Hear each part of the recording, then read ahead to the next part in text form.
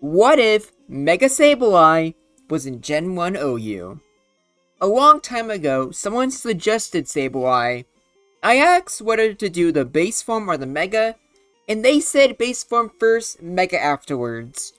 This was 2 years ago.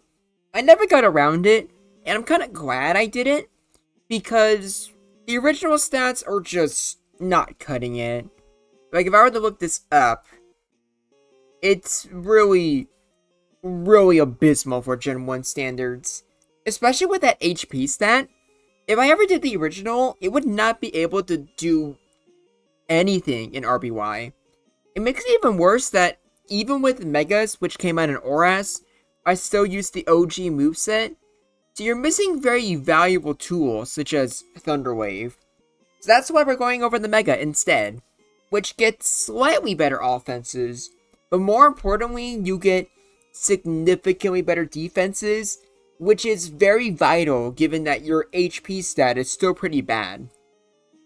So with the Mega, this thing actually stands a chance, which I know is an insane thing to say, because this is a Mega Pokemon with a Dark Ghost typing. That is insane for RBY. It has no weaknesses in general up until Gen 6, but both of these types are just stupid good defensively. Being immune to Psychic is already great, but then you're immune to Normal, so you're literally immune to the two best types in the game. That's honestly really good. But unfortunately, when you look at its Gen 3 moveset, you look at this, and you quickly notice one thing. There are no status moves besides Toxic. It doesn't get Thunder Wave, which is really annoying. And the other part that's annoying is the fact that there's no stab. Granted, you don't want Ghost Stab anyways, since in Gen 1, Psychics are immune to Ghost. So in some ways it's kind of funny actually.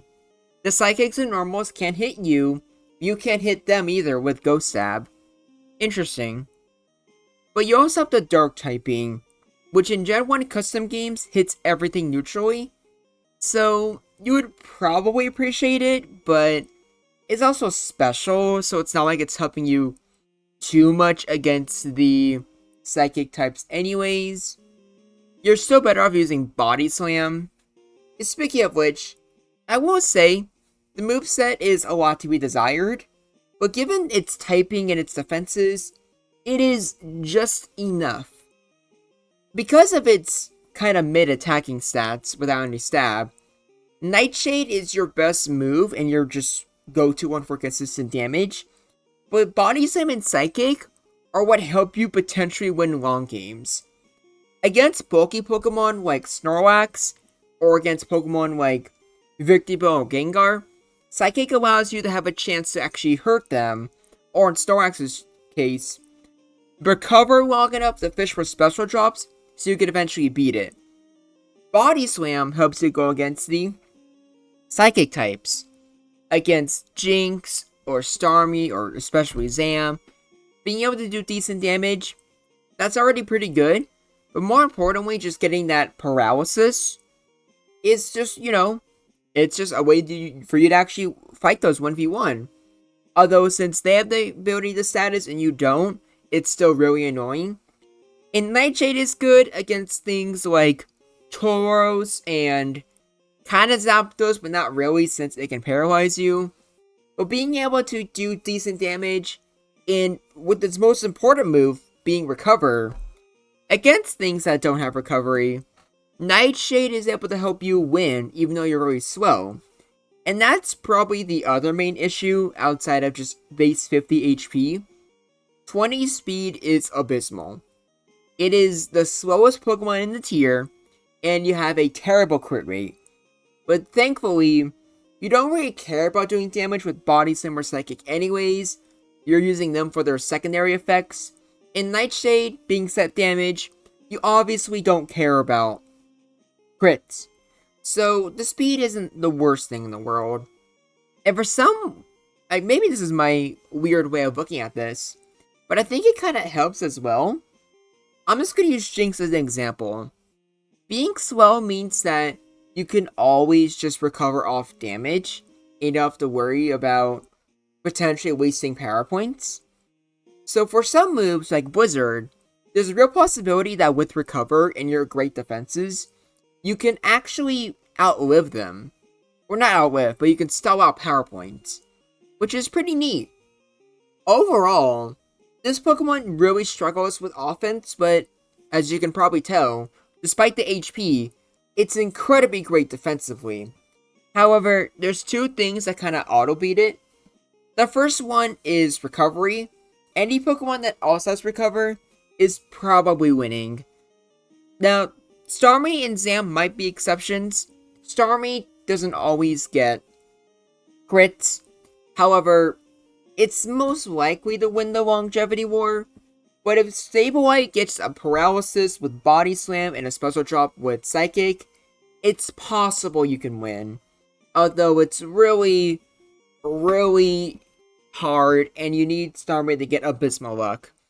But Zam is the one you're significantly more likely to beat, and that's because of its low defenses. Body Slam is doing a little bit more than Nightshade. So even without the paralysis, it's kind of what you want to go for anyways. But still, with base 50 HP, any sit damage like Nightshade or Seismic Toss is doing a lot of damage. Things like Cloister that outspeed and hit with Clamp auto win, and Chansy is the most unwinnable game in the world for you. The only way you have a shot at winning is if it's Bulk Beam Chansy. And even then, you gotta get some special drops with Psychic. Which I just feel like with Sableye in the format, you wouldn't even see Bulk Beam Chansy that much anymore. Not that Sableye is meta defining, but more so just because it would just be easier for you. Might as well go for Seismic Toss since it's already a good move, and for a Pokemon like Sableye, it kind of helps you just auto win. So it's kind of hard to say where Sableye would be on the viability rankings. It's pretty solid defensively, and by far the best pivot in the game.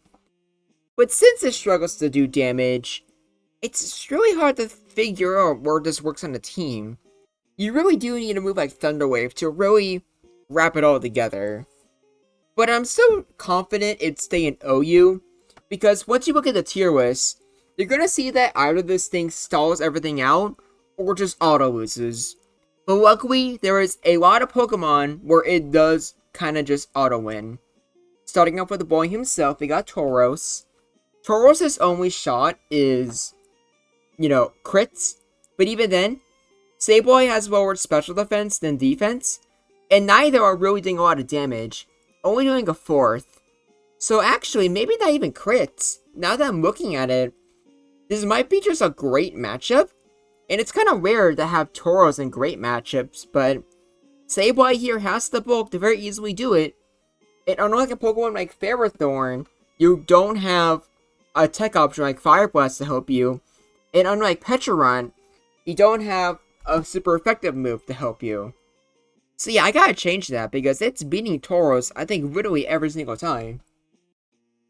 And for Snorlax, this could potentially be an annoying fight. But luckily you have Psychic, and luckily Amnesia Wax is just a gimmick.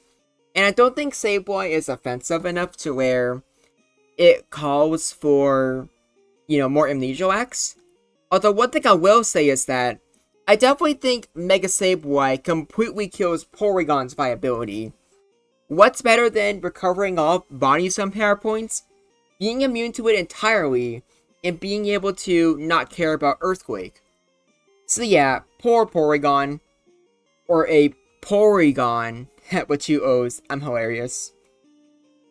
But yeah, Snorlax just isn't doing much. Amnesia Wax has its own problems, so I wouldn't recommend using that either. So far we're up to a very good start. The two best Pokemon in the tier, and Sableye just kinda auto wins every single time. That's already pretty good. Now let's look at the exact opposite, where Chansey just completely eats you alive. There is nothing you can do here. In fact, let's just put this on fast, maybe even hyper fast. Although probably not needed. But I just wanted to show that one scene with Body Slam. Body Slam doesn't even do a fourth. So even though it really sucks, you're probably better off just going for Psychic, which isn't much better. But what else are you going to do here? Chansey is very, very comfortable, and you're not doing anything to even remotely threaten it. But maybe Zam is a little bit better, because it has the same problems of Seismic Toss, Thunder Wave, and Recover, but at least it has a defense stat that is, you're able to take advantage of. Technically, Chansey has a worse defense stat, but because of that just really great HP stat, you just can't hurt it. But as you see there, Body Slam is doing pretty good. Not enough to be considered a 3-shot, I don't think, but still, it gives you a real chance. So this one, it really just comes down to paralysis. And while not super likely, you can technically say crits as well. Zam can't hit with Psychic, so it can only damage with Seismic Toss, which I do think is a part of the reason why I think it's a little bit more in Sableye's favor. But even though it's extremely low, the fact that you can crit might save you. Very rare, but it's something to think about. These two just kind of hate this, but thankfully for Sableye, even though it has super low HP, I don't think it's enough to where you need to worry about being 3-shot. Because as you see there, you can go to 34, but then you have exactly 1 HP left, which is... oh my gosh, you needed that so badly. So I think this has technically more base HP than Wishy-Washy. Is Wishy-Washy base 45 HP? Because according to Swarm for Wishy-Washy, it was in fact 3 hit KO'd. I might be remembering things wrong. Either way, I can maybe make more replays with Zam and Sableye, and maybe Zam would win some of those, but I'm keeping this a quick lethal way, and one where I guess in reality both are getting paralyzed. Or actually, wait, no. I forgot that Zam always gets consistent paralysis, while Sableye needs to fish for with Body Slam. That inherently probably puts it in Zam's favor, but at the same time, you saw there, Body Slam is doing decent damage. After 2, Zam has to respect it, which means after 1 Thunder Wave and then 1 Seismic Toss, Zam already has to go for Recover. So, yeah, I'm not going to change the placement, but it's probably in Zam's favor and not Sableye's, but not by much. Now, what is just definitively not in Sableye's favor is Cloister. You are doing nothing here. Blizzard hurts a lot, and then Clamp just makes the fight completely unwinnable. You are not getting lucky, because even if Sableye got lucky and got a special drop, I'm still going to put my money on Cloister winning, but that's just me. Now for Exeutor. The only thing Exeutor has to hit Sableye with is Mega Drain, if they're running Mega Drain. This is a free fight, where you can't go for Double Edge, Explosion, or Psychic. Even if for these replays I went with Sweet Powder, what the heck is Sableye supposed to do here?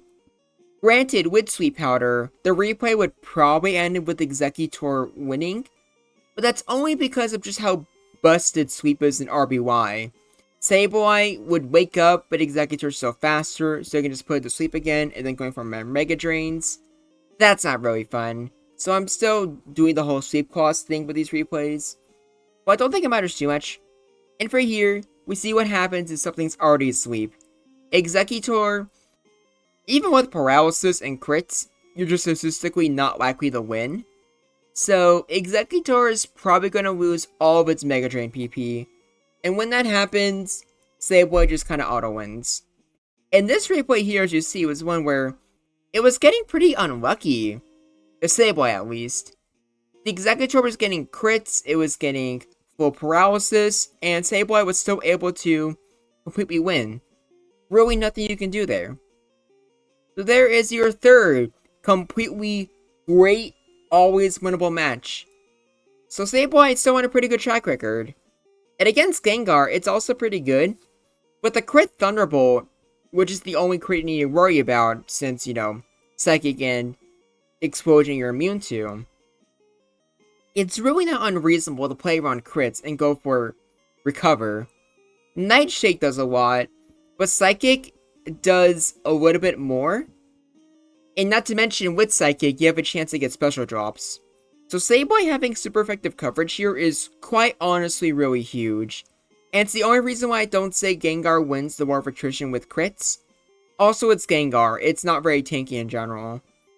Kind of funny, because normally for these videos, ironic as it is, the Ghost and Dark types usually struggle against Gengar. But here we have the opposite, where it's definitely Gengar suffering to deal with SABLEYE.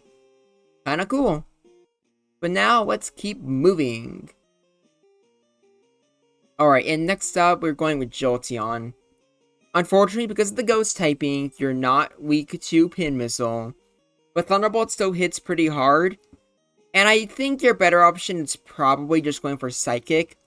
Body Slam and Psychic, their secondary effects are both very similar. But Psychic is a little bit better, so you should probably just go for that, I think. It's still not the best, but I suppose with a special drop, it's possible. But Paralysis and Jolteon's crit rate really don't make it easy. I'm going to put it as a could go either way, but it's one that's very nearly leaning towards bad.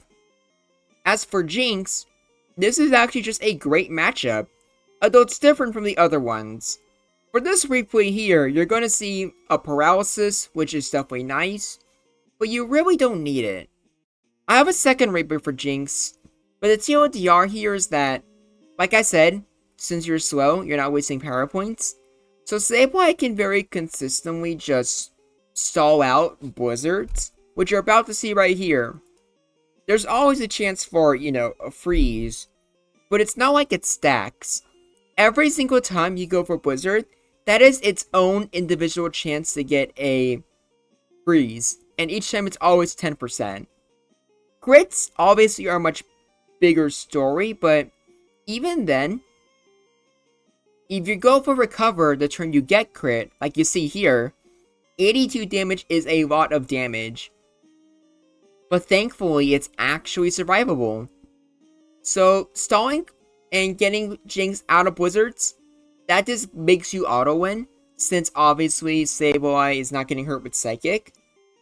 So, yeah, I think this is just I can't talk. This is not a could go either way, just straight up just great matchup along with Tauros, Exeutor, and Snorlax.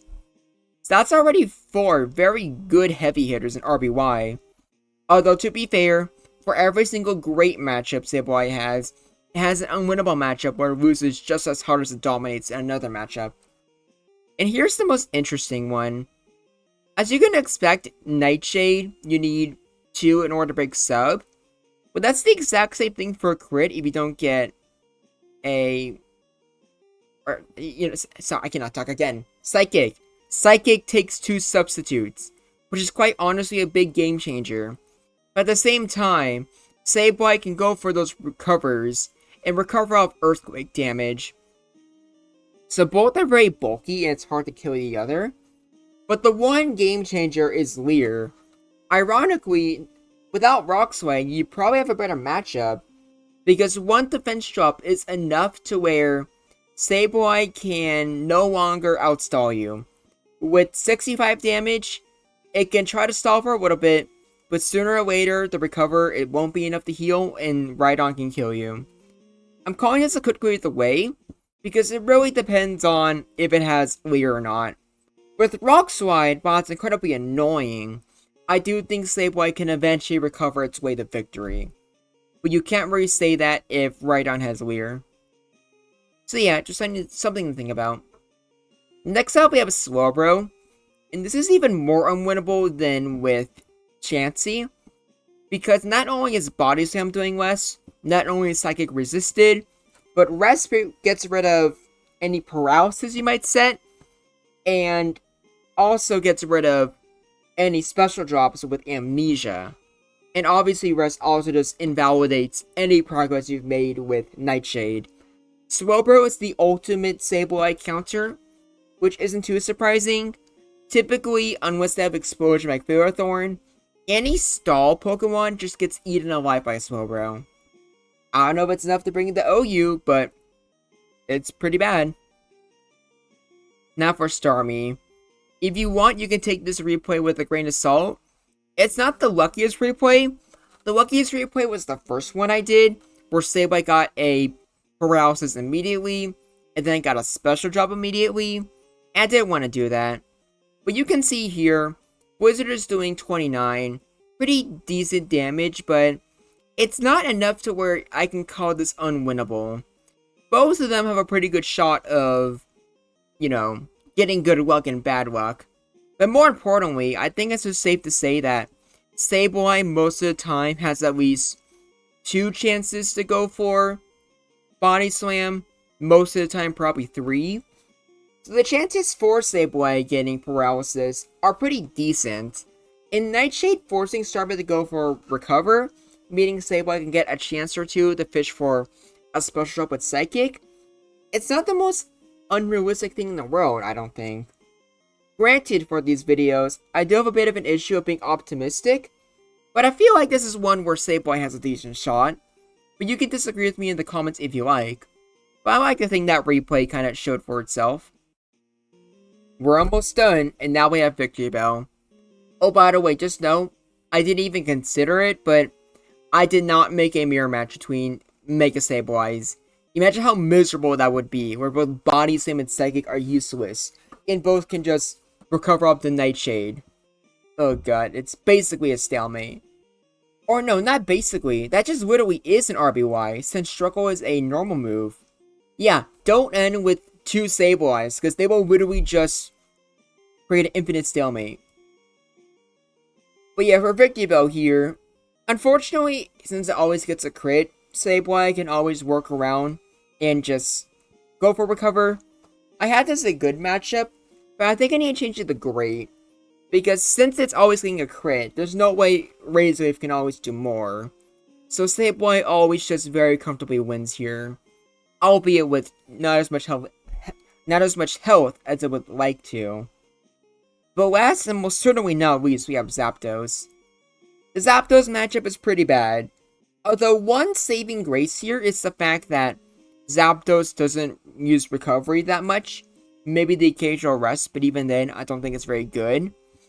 So just like Tauros, any damage you do with Nightshade is permanent. So even though it's probably not going to win, since paralysis is just that good, on the bright side, you can bring Zapdos pretty decently low. So it's not the worst exchange in the world, since Sableye is a very passive Pokemon anyways. But here is the tier list. This, I'm not even sure why was in Could Go Either Way. That needs to just be in Great. But as you can see here, the shortcomings of Sableye definitely don't outweigh its just the sheer might it has when something doesn't have coverage against it. So overall, Sableye has a pretty bad move pool, what you would expect compared to other Pokemon. But I'm pretty confident it would be an OU. And to be honest, it's kind of fairly balanced, since it walls most things in the game. But the things that beat it so hard, there's not even a chance that Sableye can win. So I think that's pretty fair. What do you think? Do you think Sableye is fine in Gen 1 OU? Or do you think I'm being too optimistic, and its bad move pool would mean it wouldn't do much? Let me know in the comments below. But until next time, this is Groundback, and I look forward to hearing from you.